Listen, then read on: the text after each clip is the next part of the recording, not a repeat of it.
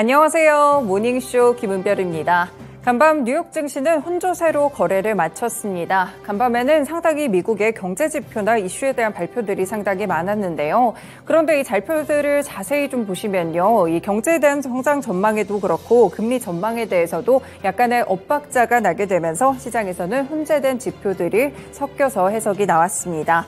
그리고 내일 PC 가격지수 발표를 앞두고 시장에서는 잠시 숨을 고르는 모습까지 함께 더해졌는데요. 국내 시장은 어제 급격하게 2차 전지 종목들이 오후장 상승하게 된 가운데 과연 오늘의 미국 증시는 어떻게 해석하게 될지 오늘도 이 모닝쇼에서 미국 증시와 함께 연결해서 자세히 분석해드리도록 하겠습니다. 네, 먼저 간밤에 있었던 소식들 보시죠.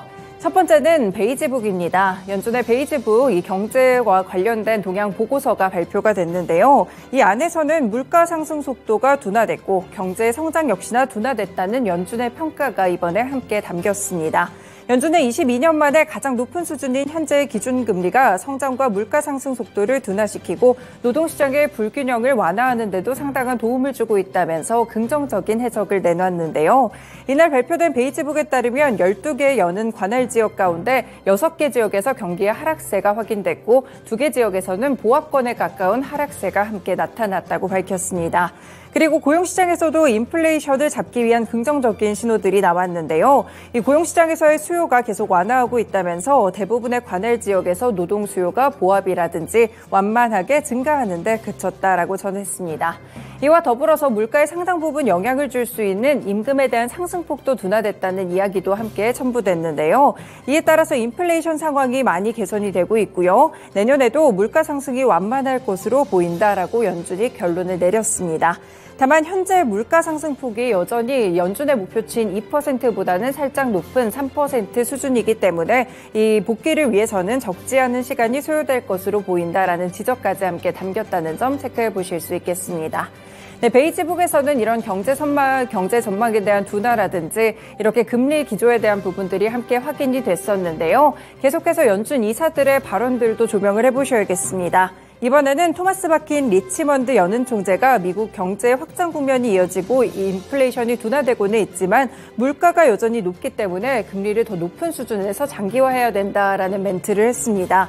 이 리치먼드 연은 총재가 미국 경기에 대해서는 좀 긍정적인 평가를 했었지만 연준의 금리 기조에 대한 예상에서는 인플레이션이 어떻게 진화하는지에 따라서 이게 상당히 달라질 수 있을 것이라고 이야기를 했습니다.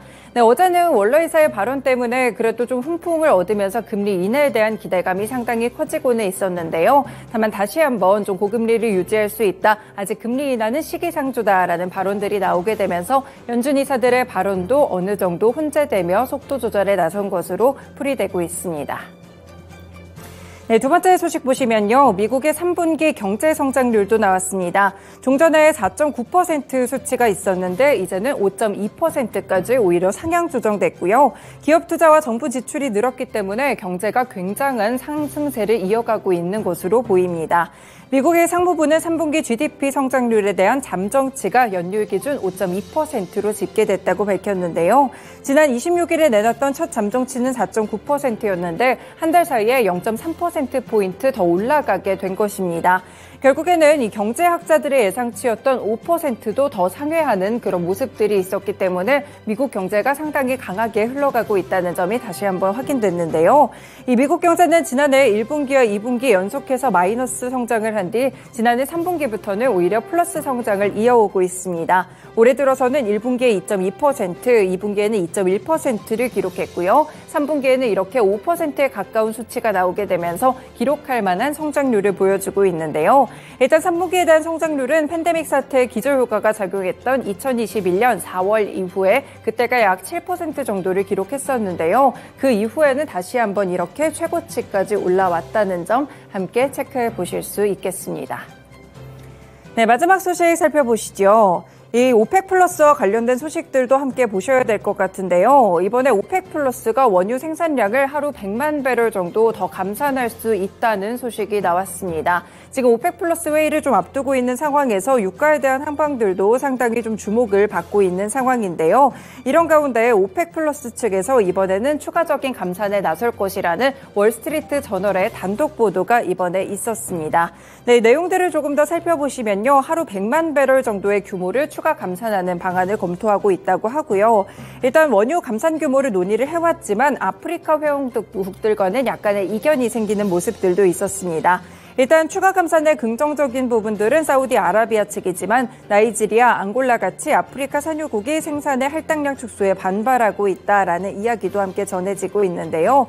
일단은 앞서서 사우디와 러시아 측에서 감산을 좀 결정을 했었는데 이와 더불어 추가 감산이 이뤄지게 될지 살펴보시면 좋을 것 같고요. 이와 더불어 유가의 향방들도 함께 보셔야겠습니다. 네, 간밤에도 2% 가깝게 또 오름세를 기록하게 되며 1.7% 정도 상승했는데요. 결국에는 77달러 선 상회하게 되면서 유가의 이런 감산 보도들은 다시 한번 상향의 방향성으로 작용을 했습니다. 네, 이렇게 간밤에 있었던 경제 지표들까지 함께 분석해드렸습니다. 모닝쇼 본격적으로 출발합니다.